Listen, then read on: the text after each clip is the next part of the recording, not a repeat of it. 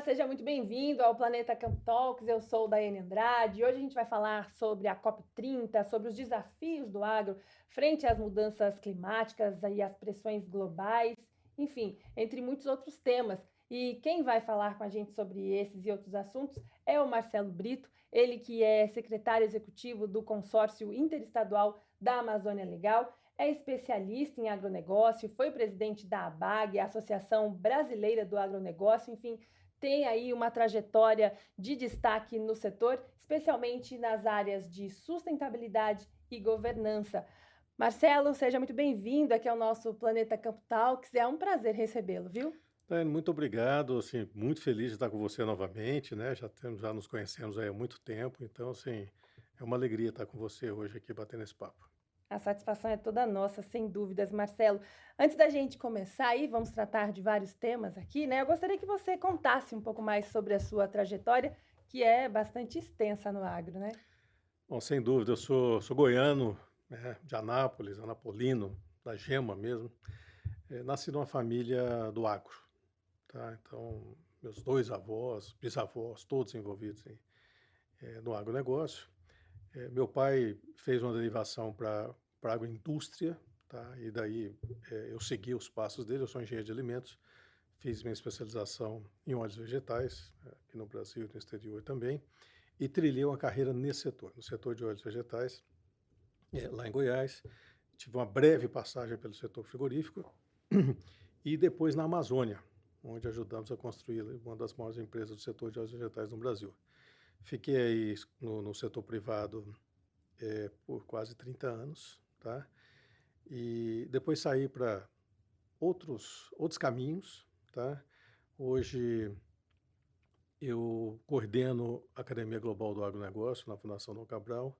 Também criamos um think tank chamado FDC Agroambiental, justamente para discutir essas interseções entre a produção agrícola e o meio ambiente, tá? Nesse período passei pela Associação Brasileira dos Produtores de Óleo de Palma, Associação Brasileira do Agronegócio, Coalizão Clima, Floresta e Agricultura. E a gente tem rodado o mundo aí, mais de 50 países, observando agro, produção. E hoje eu tenho um foco muito grande nessa área de sustentabilidade, mas também na área de tendências de consumo e de relações internacionais, porque é o que, quando as pessoas falam de risco, esses são os dois maiores riscos que existem. São as relações do mercado internacional, que hoje são administrativas, e também mudança no perfil de consumo, porque se o consumidor toma um rumo diferente daquele que você está habituado, talvez seu produto saia da prateleira. Ou seja, aí uma bagagem bastante extensa, né, Marcelo? Bom, e hoje, né, você é secretário executivo do Consórcio Interestadual da Amazônia Legal. Conta um pouco para a gente sobre o trabalho do consórcio, né? Quais são as estratégias aí que vocês trabalham nessa iniciativa para preservar, né, para, aliás, conciliar preservação ambiental, desenvolvimento econômico e também inclusão social lá na região. O consórcio é uma iniciativa que eu poderia resumir num propósito de colaboração pré-competitiva. Vamos imaginar os 9 estados da Amazônia Legal. Juntos representam mais de 50% do território brasileiro. Você imagina um investidor que queira vir ao Brasil para discutir possíveis investimentos na Amazônia, ele tem que rodar por 9 capitais. E algumas delas só têm ligação com Brasília. Significa que você vai, por exemplo, a Boa Vista, depois você pega um voo de volta para Brasília para poder ir para Macapá, ou para poder ir para Rio Branco, por exemplo. Tá? O consórcio une todas as fontes desses estados. Então, lá dentro, nós temos 12 câmaras técnicas que reúnem os secretários estaduais de Meio Ambiente, Fazenda, Planejamento, Educação, Infraestrutura e Logística, povos indígenas e assim por diante. Então, por exemplo, o BID, Banco Interamericano de Desenvolvimento, ou o Banco Mundial, nos procura sobre um projeto de infraestrutura e logística na Amazônia. Nós reunimos todos os secretários dessa área, tratamos do assunto em conjunto, buscando transversalidade nas ações. Nos últimos 50 anos, cada um correu por sua conta. Os resultados foram ruins. A Amazônia hoje, infelizmente, apesar de ser, sob o ponto de vista potencial, uma das regiões mais ricas do Brasil, ela está entre os 10 piores índices de praticamente tudo que você medir aqui no Brasil. Então, aquele modelo não funcionou. o consórcio tem o intuito de trazer essa turma junto, trabalhar junto e, quem sabe, no contexto longo prazo, a gente possa ter uma união maior na celebração daqueles investimentos ou daqueles atos que possam beneficiar a população como um todo desses 9 estados. Perfeito, Marcelo. Bom, já existem, né, alguns modelos produtivos aí que a gente conhece que conciliam o uso sustentável da terra, também a conservação da floresta. Alguns exemplos são o manejo florestal e a agrofloresta. Na sua opinião, o que que falta, né, para expandir aí essas práticas ali na região? Olha, em primeiro lugar, falta, eu vou usar um termo até polêmico, assim, ocupação dos governos, tá? Eh, Nós temos um grau de ilegalidade nessas regiões muito grande, muito grande. Quando a gente lê hoje essa série de relatórios sobre a ocupação da criminalidade na Amazônia, como é que você acha que um investidor, ao ler isso, olha para a região? Fala, pô, o que eu vou fazer nesse lugar? Tá? Então, assim, é muito lamentável que em 2025 a gente esteja discutindo, por exemplo, desmatamento ilegal. O que é o desmatamento ilegal? É a falência do sistema de gestão pública brasileiro, que não consegue combater algo que é ilegal, está fora do escopo das leis brasileiras. O que é grilagem de terra? É roubo de patrimônio público, seja ele federal ou seja ele estadual. Então, se a gente já tivesse o controle desses aspectos, provavelmente a gente já teria, por exemplo, o CAR implementado, o que facilitaria em muitos processos de regularização fundiária. Então, o que falta para a gente evoluir no modelo de uma economia verde, pulsante, transformadora, é que o Estado, no âmbito federal, estadual e municipal, faça a sua parte. Esse é o assunto mais importante desse momento. E todo mundo, investidores, quando eu converso, falam assim, Marcelo, eu gostaria de ajudar a Amazônia. Em que você acha que eu coloco meu dinheiro? Eu falo, ajuda na implementação da gestão pública. Porque você não estará financiando estados, o que você estará fazendo é melhorando o seu grau de risco de reputação, de inadimplência, de retorno de capital, de retorno de lucro nos seus negócios futuros, porque você vai dando seriedade naquilo que está fazendo. Quem fez isso com maestria no Brasil foi o Espírito Santo, nesses últimos 25 anos.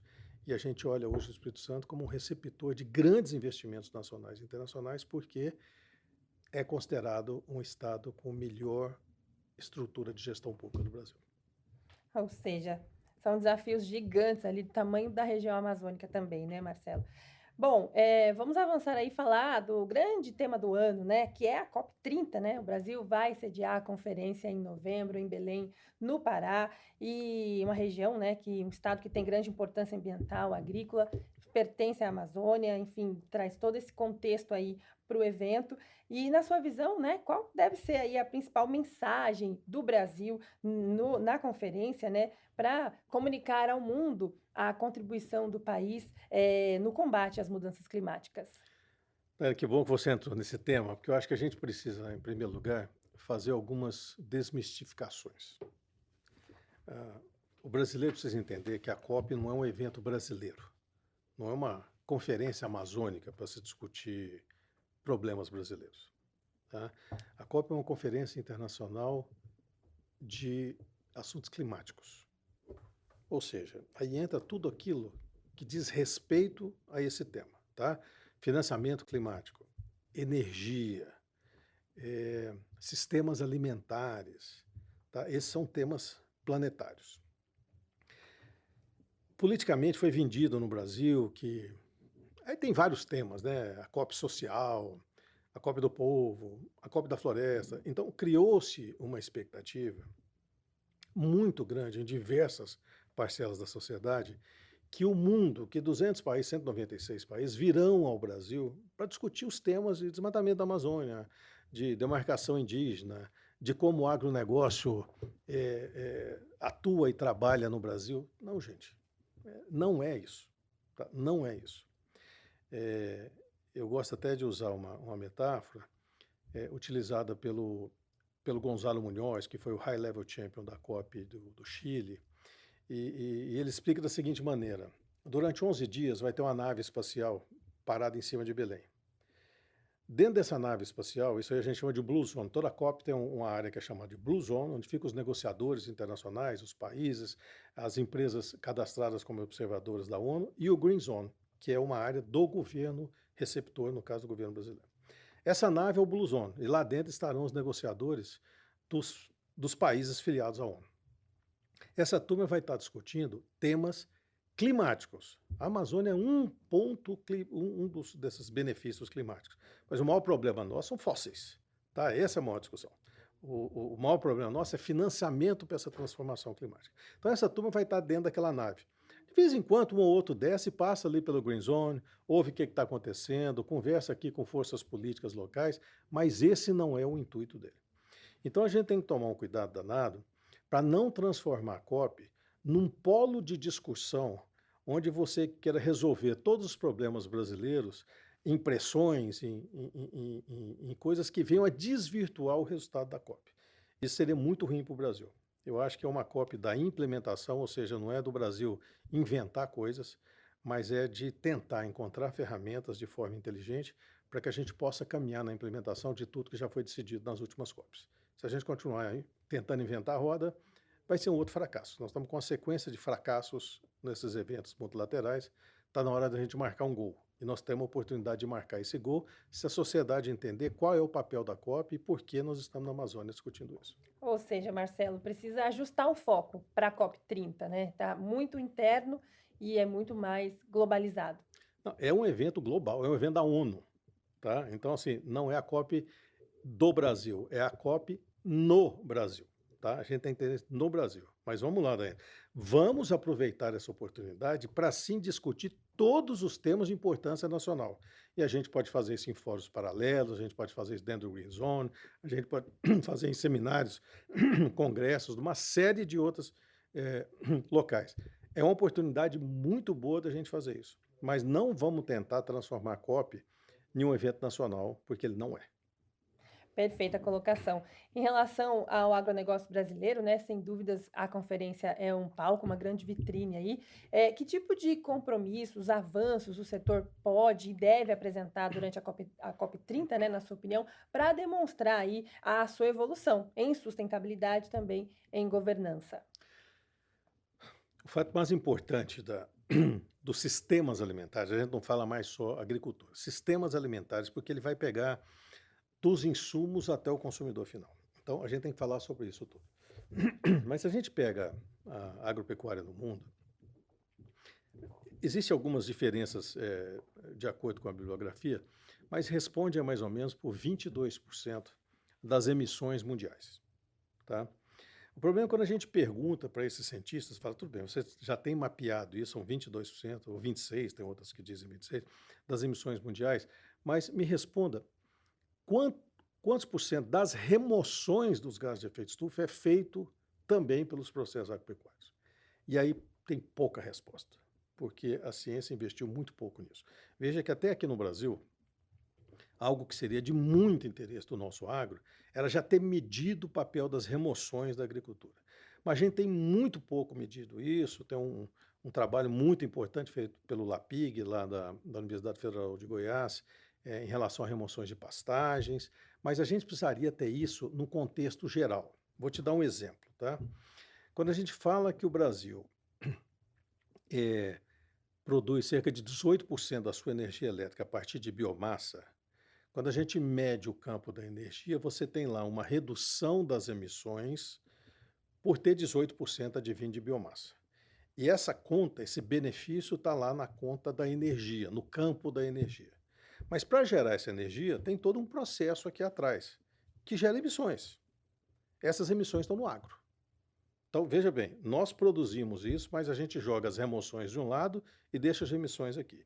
Quando a gente fala de etanol, fala de biodiesel, as remoções, a redução das emissões estão sendo computadas no setor de transporte brasileiro, no setor de combustíveis brasileiro, mas as emissões estão computadas no agro. Aí você pega e fala, não, o agro brasileiro é responsável por um imenso percentual das emissões. Tá bom. E as remoções? Como é que a gente faz o balanço? Então a gente precisa tratar desse balanço. Então, ao discutir sistemas alimentares, isso começou mais fortemente na COP do Egito, lá em Sharm el-Sheikh, depois passou por Dubai, por Baku ano passado, deve ganhar tração aqui no Brasil e deve ter algo muito mais concluso, grande, na Austrália, que é na próxima COP. Eu acho que cabe a nós aqui no Brasil mostrar as grandes inovações que nós estamos produzindo.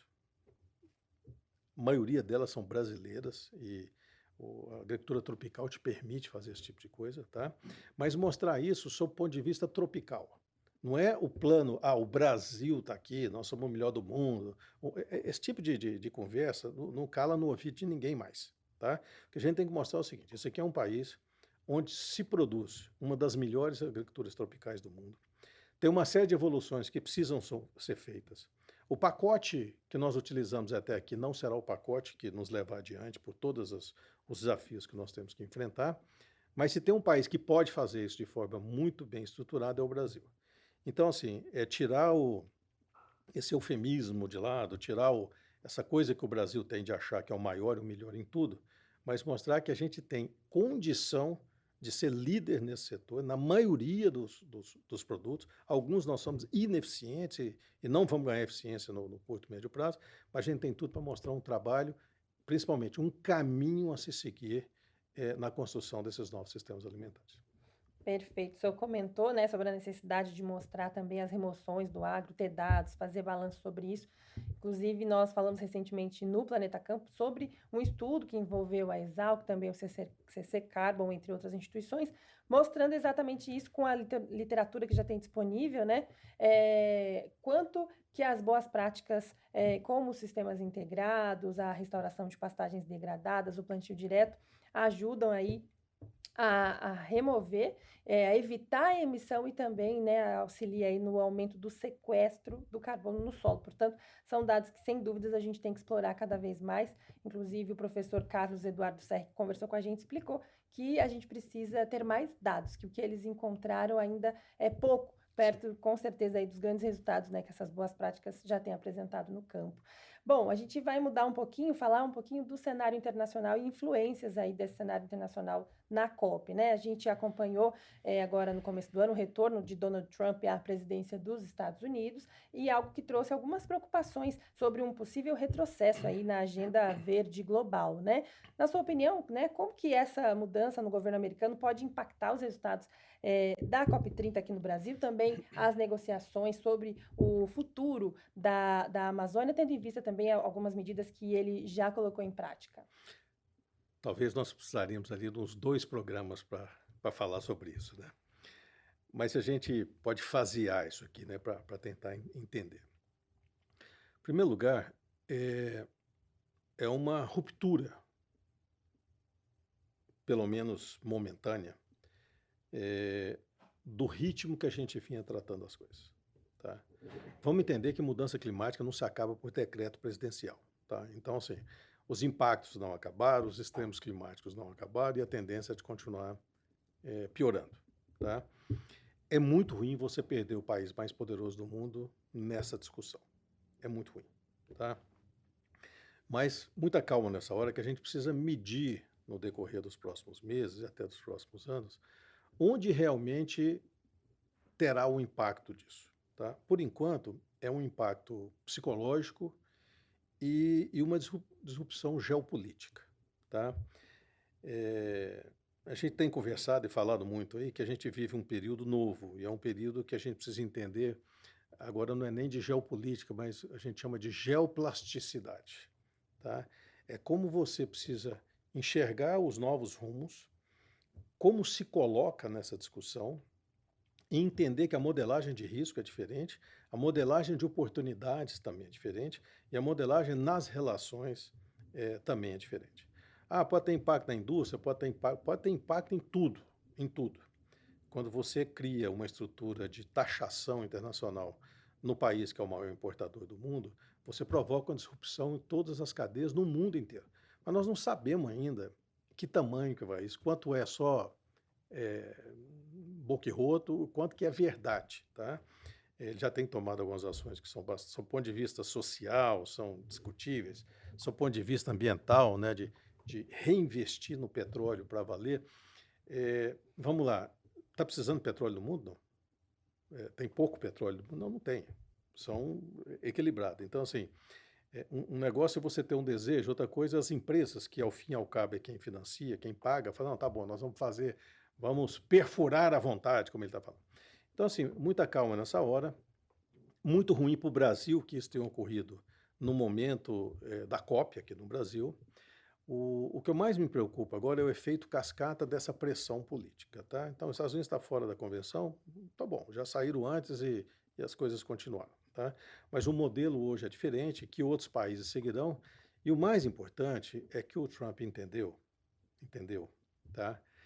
Que a informação, e mais do que isso, o acesso à informação é o maior ponto de relação política e geopolítica que existe no mundo hoje. Então, quando as pessoas, pô, mas ele trouxe o Musk, ele trouxe o Bezos, ele trouxe o Zuckerberg, ele não trouxe essas pessoas que ele ama essas pessoas. Ele trouxe porque, ao fim e ao cabo, são as pessoas que controlam a informação no mundo hoje. Quem controla a informação também controla a desinformação. E esse é o novo contexto de modulação de risco, de modulação de política econômica, é o controle de informação. Veja bem que todas essas empresas, elas obtiveram sucesso maciço, sabe por quê? Porque elas fizeram algo que se comunica diretamente ao seu consumidor final. Ela fala direto com o público final. Então, talvez nós do agro precisamos entender, não só do Brasil, mas do mundo, mas principalmente nós aqui do Brasil, que o modelo de comunicação que nós fizemos até agora, ele não cala mais, ele não serve mais, tá?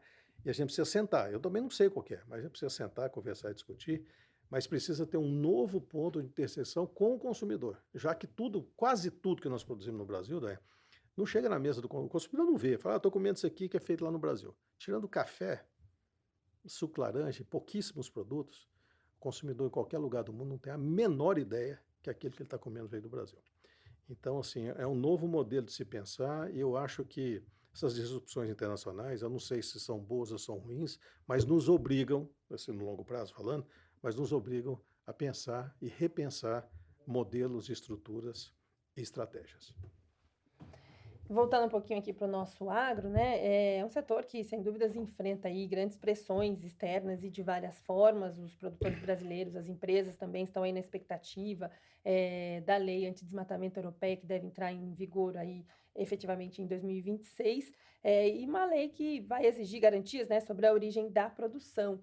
Na sua opinião, como que o setor, né, ele pode aí se adaptar a essas exigências sem comprometer a competitividade? E essas exigências incluem aí questões com rastreabilidade, né? Ou seja, melhores resultados nessa área e também certificação. Um ponto importante é que a gente sempre fala aqui no Brasil, o mundo está contra o Brasil e fica nos cobrando. Você vai na Indonésia, o pessoal fala a mesma coisa, o pessoal do setor. Na Malásia, na Colômbia, ou seja, nos países produtores em desenvolvimento, que o negócio é você pressionar o Brasil, a Colômbia, a Malásia, a Indonésia, outra coisa é você pressionar a França, a Holanda, são coisas diferentes, tá? E aí, pegando um gancho da resposta passada, na comunicação direta ao consumidor, de ter esse acesso, eu pergunto a você o seguinte, o que seria mais salutar? A gente ter um sistema de rastreabilidade confiável que tirasse dos críticos essa chave que eles têm na mão para nos bater todos os dias, ou continuar esperneando? O que seria melhor? A gente ter um trabalho de reestruturação. Olha, quando a gente falou de remoções e emissões, vamos lembrar o seguinte, eu não conheço outro país no mundo onde a propriedade privada tem uma área verde por lei. Só que ninguém usa as remoções daquilo no seu balanço da sua área também. Como disse o Serri, se a gente tivesse todos esses dados para mostrar, a gente teria uma informação muito melhor para estar passando nisso. Então, eu acho que a gente precisa deixar um pouco direitos esperneantes que todo mundo tem e passar a ser proativo na entrega. Essa lei europeia já teve várias mudanças, ainda terão mais mudanças. Eu sempre fui crítico a ela desde o início. Eu participei de diversas reuniões em Bruxelas, na Alemanha, na Holanda, para discutir essa lei antes dela começar, e a gente já apontava os problemas naquela época. Então já houve mudança, você viu que recentemente a França pediu que arrefecesse um pouco esse processo. Então terão mudanças ainda, mas como consumidor, eu, brasileiro, eu gosto de saber de onde vem meu produto. O europeu tem esse direito, o americano, o chinês. Quando a gente olha pesquisa de tendência de consumo, veja bem que a consciência socioambiental do chinês hoje é quase do mesmo tamanho, sob o ponto de vista de consumo, dá mais ou menos 14% da massa de consumidores, é quase igual à da Europa, tá? Então, assim, gente, isso é uma evolução humana. A gente não pode achar que o modelo que meu avô utilizava na abertura de áreas e na agricultura há 60 anos atrás é o mesmo modelo que eu tenho que fazer hoje. Então, não é. E nós temos modelos aqui no Brasil, implementados, experimentados, que mostram que a gente sabe fazer da forma nova, da forma contemporânea, tá? Na estrutura contemporânea, aplicando as técnicas que a ciência nos trouxe. O agro nada mais é do que um ampliador e um aproveitador das novidades que a ciência produz aqui e fora. Falando um pouco mais aí sobre oportunidades, né, para o agro, a bioeconomia tem sido apontada como um caminho aí para diversificar, também agregar valor à produção agrícola, né? Como que o Brasil pode aproveitar, então, melhor as suas riquezas naturais, que não são poucas, para fortalecer cadeias produtivas sustentáveis, especialmente, claro, na Amazônia? Esse é um outro ponto muito interessante, porque nós já começamos tentando criar aqui no Brasil novos conceitos de bioeconomia. Então, uma bioeconomia da Amazônia, uma bioeconomia da indústria, uma bioeconomia é bioeconomia, tá? Se a gente pegar no contexto internacional. Tanto que no G20, né, o Brasil conseguiu colocar o tema bioeconomia lá dentro, falou, gente, vamos parar de tentar ter um conceito específico para cada coisa, tá? Mas vamos lá, se a gente fizer esses cortes, a gente tem sim uma oportunidade no que a gente chama da sociobioeconomia da Amazônia, tá? É, da colocação de uma série de novos produtos no mercado, insumos, matérias-primas e assim por diante. Mas para que esse contexto ganhe escala, Daiane, a gente precisa entender que ali no Arco do Desmatamento, por exemplo, a gente tem ali cerca de 60 milhões de hectares de área degradada, que precisam ser reocupadas. Reocupadas com agricultura de alta qualidade, regenerativa, sistemas agroflorestais, integração lavoura-pecuária, floresta, restauração florestal, ou seja, a gente precisa ter uma reordenação daquele território sob o ponto de vista econômico. Mais do que isso, quando a gente está num auditório grande, tem 1.000 pessoas lá dentro, você pede para levantar a mão aqueles que querem discutir bioeconomia, na Amazônia, por exemplo, as 1.000 pessoas levantam a mão. Quando você faz uma segunda pergunta, tá bom, então vamos discutir agora infraestrutura e logística na Amazônia para dar viabilidade a essa bioeconomia. Aí 70% corre, porque é contra rodovia, ferrovia, portos, aeroportos, ou seja, nós não vamos estruturar essa sócio-bioeconomia da Amazônia sem ter acesso a mercado consumidor, seja nacional ou internacional. E a gente precisa também ter inteligência de entender que tem produtos que são locais, tem produtos que são estaduais, nacionais e muito poucos são os internacionais. Então, quando a gente faz essa comparação, por exemplo, o Brasil exporta só X milhões de dólares de produtos da floresta, enquanto o Vietnã exporta Y, o Malásia exporta Z, a gente precisa entender outros conceitos, o conceito de governança pública, das facilidades de acesso a mercado. Você tem ideia do que é pegar um produto a 2.000 quilômetros dentro da floresta e levar até um porto? Sabe? Então, assim, é uma discussão um pouco maior do que isso, agora, sem dúvida alguma, é uma oportunidade de reestruturação de toda a indústria nacional. Então, é muito bom ver, por exemplo, o MIDI que abraçou essa oportunidade. Então, tem interseções de conversas sobre economia dentro do Ministério da Indústria e Comércio, com o Ministério da Agricultura, com o Ministério do Meio Ambiente, com o Ministério da Ciência e Tecnologia. Aí sim a gente começa a falar de colaboração pré-competitiva e de construção de um modelo, de uma agenda de Brasil dentro de uma novidade que talvez a gente seja imbatível, pelo menos no efeito comparativo nesse momento atual. Agora também um outro mercado aí que o Brasil tem condições, né, de se destacar, de liderar, que é em relação ao mercado de carbono, um setor aí que a gente tem acompanhado ainda um avanço lento aqui no país, né? O que que falta, né? Quais ajustes regulatórios aí, incentivos também poderiam acelerar a participação, principalmente dos produtores rurais nesse mercado, de uma forma acessível e rentável? Ainda é um setor que gera muitas dúvidas, né? Realmente ele tem muito mais potencial do que a gente tem acompanhado. O que precisa é conhecimento. E é justamente a falta de conhecimento do que é o mercado de carbono que gera essa lentidão aqui no Brasil. Nós aprovamos recentemente uma lei de carbono que, mais uma vez, eu lamento, mais uma vez, a resposta é assim, foi muito boa diante do estrago que poderia ser feito. Então, assim, a gente não olha em produzir a melhor lei, mas uma que satisfaça ali todo mundo. Tá? Então, por falta de entendimento, vamos tirar todo o agro desse processo. Gente, tem áreas do agronegócio brasileiro que já são tão avançadas que teriam como ganhar uma parcela significativa de recursos a mais por hectare nesse processo. Mas todo o agro é assim? Não. Não. Eu acho que a vasta maioria dele não sabe ainda como integrar esse processo, e não só no Brasil, isso é no mundo inteiro. Você vê que tem 2 países que estão testando o teu agro no mercado regulado. O resto não colocou ainda porque falta essas informações que o professor Serri citou. Mas alguns poderiam ser. Então a gente poderia ter tido na nossa lei, por exemplo, uma oportunidade de ter ali dentro quem quisesse entrar. Existem aberturas que possam ser feitas. Agora, mais do que ter aprovado essa lei, Daiane, a nossa expectativa agora é na regulamentação da mesma. O Brasil é um país ímpar em aprovar leis e é um país fraco em regulamentá-las de forma proativa. Então a atenção se volta para isso, porque enquanto a gente não tiver isso pronto, regulamentado, estruturado, fica muito difícil a gente integrar o nosso mercado com outros mercados internacionais. E na hora que a gente fizer isso, aí sim a gente passa a perceber o valor desse mercado de carbono. Porque a remuneração, a vantagem dele não está em você transacionar internamente, mas você ter a oportunidade de transacionar internacionalmente. Tá?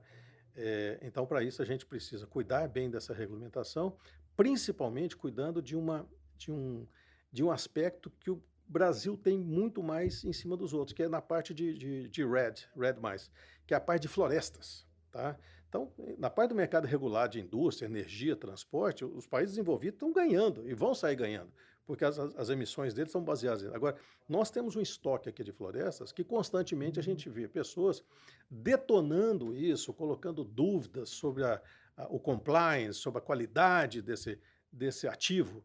E isso me deixa muito triste, porque esse é o maior ativo brasileiro na estruturação de mercado de carbono.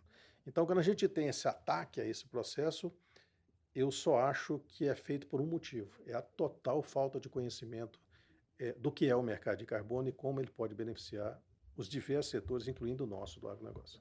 Portanto, é necessário, então, difundir mais informações sobre esse mercado e, principalmente, ter sucesso na regulamentação da lei que a gente viu aprovada aí no final do ano passado, né, Marcelo? Quem detém informação detém o caminho do sucesso. Sem dúvidas. Bom, e outro assunto também que está bastante em alta, né, é a agricultura regenerativa, que alia aí a produção, também a recuperação de áreas degradadas. Você acredita que essa abordagem aí pode se tornar dominante aqui no agro brasileiro? A gente tem acompanhado diversas empresas, inclusive, divulgando seus projetos em agricultura regenerativa, né? Que incentivos seriam necessários aí para a gente ver a adoção também de práticas envolvendo a agricultura regenerativa em larga escala? Esse é o novo passo da agricultura mundial. Tá?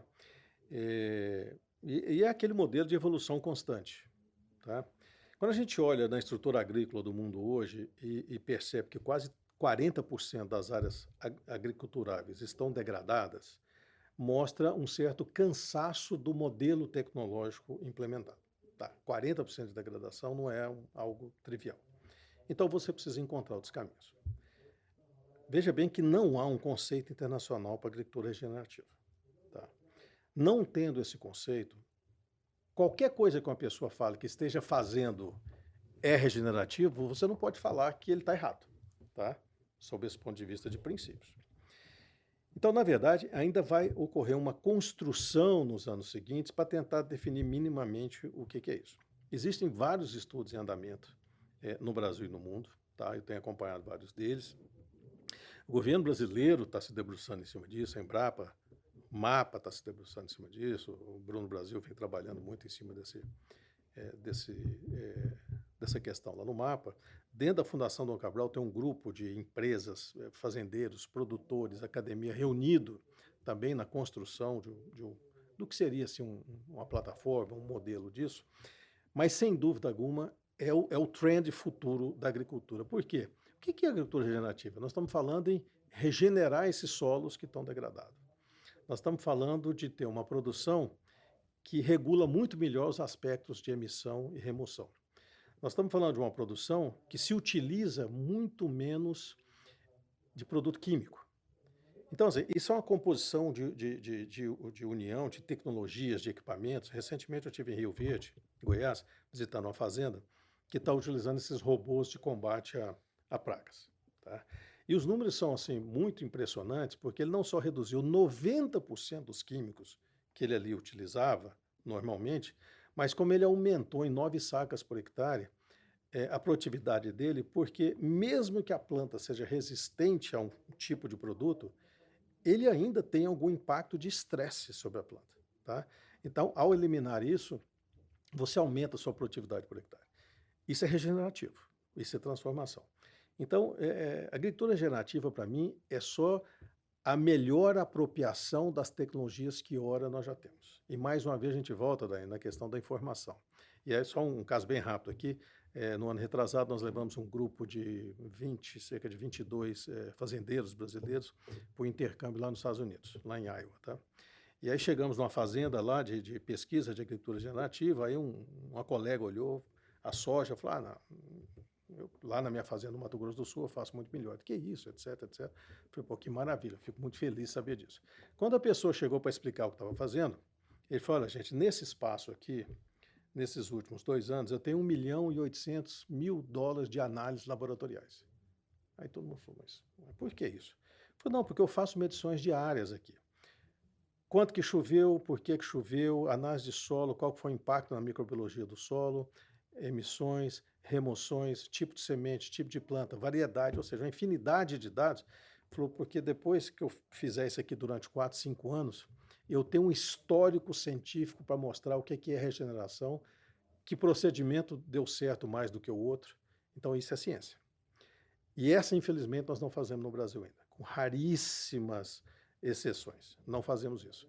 O que nos coloca como um grande produtor, um grande exportador, um grande transformador, mas ainda comprador de ciência externa. Então, esse é um pensamento que a gente tem, que tipo de ciência aplicada a gente precisa, para que não só na produção, mas também na qualidade da ciência aplicada, a gente possa ser um desenvolvedores também aqui no Brasil. É uma transformação, é um grande salto que a agricultura mundial vai dar e a brasileira junto com isso, com certeza. Ótimo exemplo também, Marcelo. Bom, para a gente falar um pouquinho de projeções, né?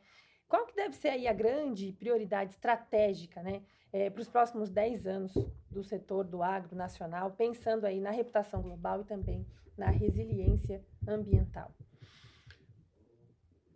Quando a gente olha sob o aspecto de mercado, nós somos um grande exportador e nós colocamos os nossos produtos agrícolas em praticamente todos os países do mundo. Então, sob o ponto de vista de diversificação de mercados, nós temos o mesmo grau de sofisticação que tem a China, que tem a Inglaterra, que tem a Alemanha, que tem os Estados Unidos. Quando a gente olha o número de produtos que nós exportamos e colocamos nesse mercado, ou seja, diversificação de produtos, quanto mais diversificado, menor o seu risco em cada um deles, nós estamos no nível da Mongólia, de Papua Nova Guiné, do Marrocos, nós ficamos atrás da Indonésia, nós ficamos atrás da Malásia. Então, a pauta é extremamente concentrada. Então, se a gente pegar os principais produtos exportados, né, praticamente 90% vão estar na mão de 5 ou 6 produtos. Tá? E isso é um problema para o Brasil. Então, mais do que o governo abrir mercados, é como as inter-relações privadas podem ampliar isso aí. Então, esse é um fator gerador de riqueza para o Brasil nos próximos anos. Como é que a gente coloca mais produtos e produtos mais qualificados no mercado? Aí todo mundo fala assim, mas todo mundo quer isso. Sim, lógico que todo mundo quer isso. Os mais inteligentes conseguem. Então, qual que é a nossa política externa, qual que é a nossa política de relação comercial para que a gente consiga esses fatores? Nós temos empresas brasileiras chamadas de nicho que colocam produtos especiais no mundo inteiro. Por que a gente não consegue ampliar isso aí? Porque talvez falta uma política adequada para isso. Eu sempre uso como exemplo o setor de frutas brasileiras.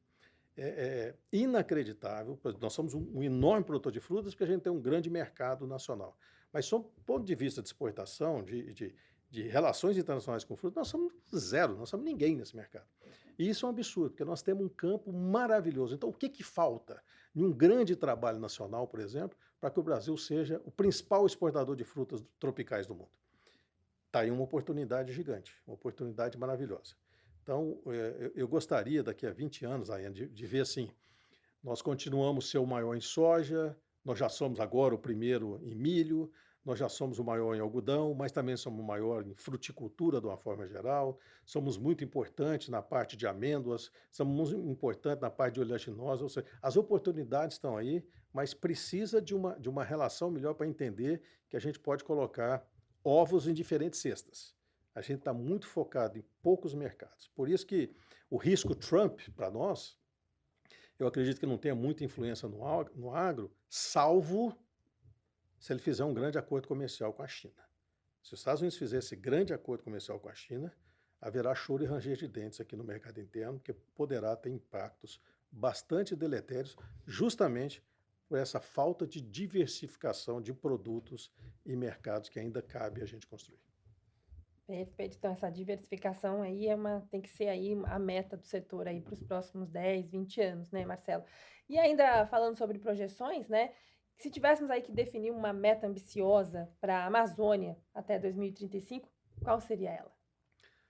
Desmatamento ilegal zero e CAR 100% implementado. Se a gente conseguir fazer isso aí até 2035, a gente tem um caminho aberto para a reestruturação dos processos de regularização fundiária, que aliás o consórcio está trabalhando muito nisso, talvez seja a Câmara Setorial que mais anda e anda mais rápido dentro do consórcio, é essa que reúne os nove presidentes dos institutos de terra dos estados, e tendo isso em mãos, olha só, desmatamento ilegal, zero, CAR implementado e aceleração do processo de regularização fundiária, nós estamos falando o quê? De redução de risco reputacional, de redução de risco financeiro e uma melhor apropriação até, porque você não vai ter essa destruição de florestas como você tem hoje, queimadas ilegais e assim por diante, de uma melhor reestruturação da análise de risco climático. Então, é um ganha-ganha para o Brasil. E assim, vou utilizar um termo que o Cândido Bracher usou numa matéria dele, se pudesse ter um sonho como brasileiro, em pouco tempo, a gente falar de desmatamento ilegal como a gente falava de inflação de 1000%. É coisa do passado que está nos livros de história. Então está na hora de desmatamento ilegal ficar nos livros de história e a sociedade ter um entendimento melhor das oportunidades que a gente tem de desenvolver e de crescer e de produzir dentro dessa imensidão de áreas degradadas que nós temos no Brasil e transformar o nosso estoque florestal em ativo. Por enquanto não é ativo, tá? A gente costuma falar que o Brasil é uma potência agrícola, uma potência ambiental. Nós somos uma potência agrícola, a potência na física é trabalho realizado, né? Então nós saímos de importadores a exportadores, temos uma grande produção, então tem trabalho realizado aqui dentro. No meio ambiente nós não somos uma potência ainda, nós poderemos ser, mas não somos porque nós estamos num processo ainda que a gente não utiliza como ativo, mas a gente tem utilizado como efeito contrário e deletério aos interesses comerciais e das relações internacionais do Brasil. Nossa floresta tem sido um ônus e não um bônus, mas não por culpa da floresta, mas por culpa da nossa competência. Preciso mudar, reverter aí esse jogo, Marcelo. Bom, eu quero agradecer imensamente, né, mais uma vez a sua participação aqui no Planeta Campo Talks. Foi um prazer aí, tratamos de diversos temas importantes e de extrema relevância, né, atualmente, aí tendo todo o contexto das mudanças climáticas da COP30 também. Obrigada pela sua participação, viu? Agradeço a oportunidade e que a gente saiba utilizar esse ano de COP30 e o ano que vem, que o Brasil vai exercer a presidência da COP, efetivamente a partir de novembro desse ano até novembro de 2026. Que a gente saiba fazer essa construção durante o exercício da nossa presidência. Temos um excelente presidente, o embaixador André Corrêa do Lago, e a gente tem condição de fazer uma construção muito sólida, sólida de tal forma, Daiane, que ela possa ser continuada na COP da Austrália. Se lembre que a Austrália é um país tal qual o Brasil, forte em agricultura, forte em energia, forte em mineração. Talvez a gente já possa fazer aqui uma dobradinha de implementação de um sistema mundial que parta desses dois países. Perfeito. Muito obrigada mais uma vez. E a você também que está nos acompanhando até aqui, muito obrigada pela sua companhia e até a próxima.